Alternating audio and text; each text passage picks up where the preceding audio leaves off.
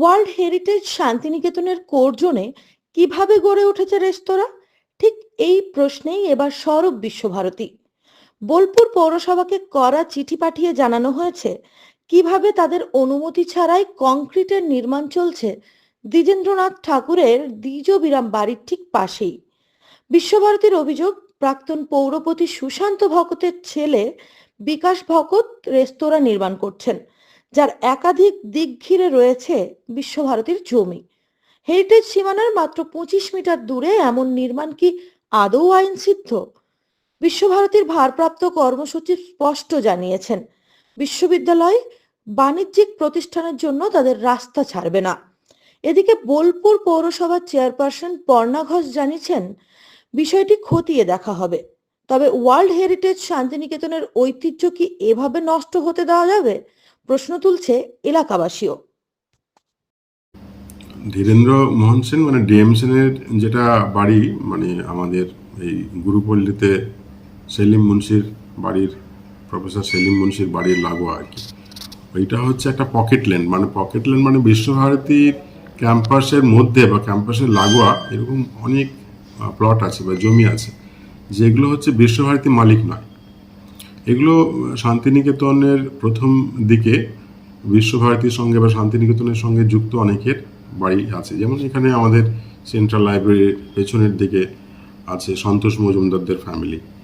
এরকমই একটা প্লট হচ্ছে ধীরেন্দ্র মোহন সেনের প্লট। অতীতে আমরা এটা পশ্চিমবঙ্গ সরকারের মাধ্যমে অ্যাকুইজিশনের চেষ্টা করেছিলাম, সেটা হয়নি।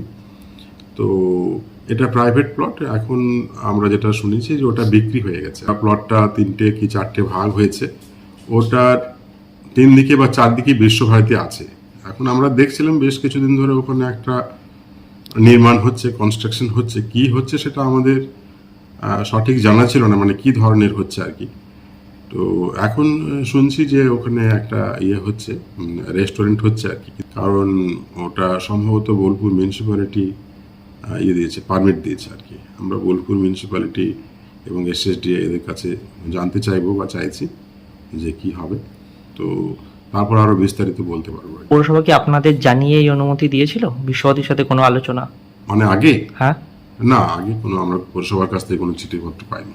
এখন কি আপনারা পৌরসভাকে জানতে চাইলেন? চাইছি, হ্যাঁ, পৌরসভার কাছে জানতে চাইছি। মানে যেটি নির্মাণ হচ্ছে এর চতুর্দিকে কি বিশ্বভারতীর অংশ? হ্যাঁ, মোটামুটি 3 দিকে বিশ্বভারতী আছে।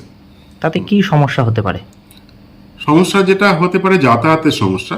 এখন এই ধরনের পকেট ল্যান্ডে যেটা ছিল, ধরুন আগে একটা বড় প্লটে একটা বাড়ি ছিল, তাতে হয়তো একটা পরিবার থাকতো, তার 3 জন কি 4 জন সদস্য থাকতো।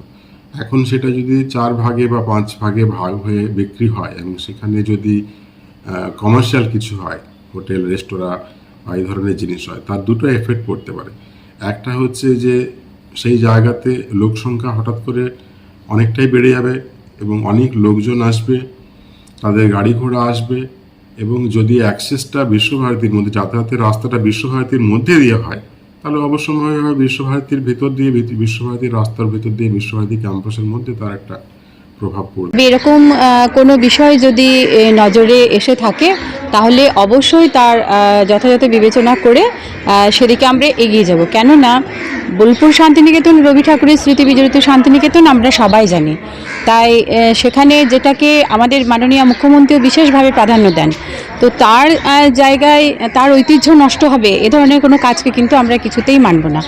বোলপুরবাসী, শান্তিনিকেতনবাসী কিছুদিন আগেই দেখেছেন যে আমাদের অবনীন্দ্রনাথের ঠাকুরের যে ঐতিহ্যময় বাড়িটি ছিল সেখানে ভাঙাভাঙির কাজ শুরু হয়েছিল, আমরা কিন্তু সেটি মানিনি। তো এরকম যদি কোনো কিছু আমাদের নজরে এসে থাকে বা জানতে পারি তাহলে তার যথাযোগ্য বিবেচনা করে ব্যবস্থা অবশ্যই নেওয়া হবে। কোন সময় অনুমতিটি দেওয়া হয়েছিল? হ্যাঁ, এটাও একটা লক্ষণীয় বিষয় যে আমি তো বসেছি আজ 3 বছর হলো, তবে অনুমতিটা কখন দেওয়া হচ্ছে সেটা একটু দেখতে হবে যে এই অনুমতিটা কি আমার কালে দেওয়া হচ্ছে বা হয়েছে, যদিও এটা পুরোটাই দেখতে হবে, বা আমার আগের বোর্ডে যিনি ছিলেন তার কাছ থেকে এটা নিয়েছেন কিনা, সবটাই কিন্তু একটা দেখতে হবে বিষয়টা।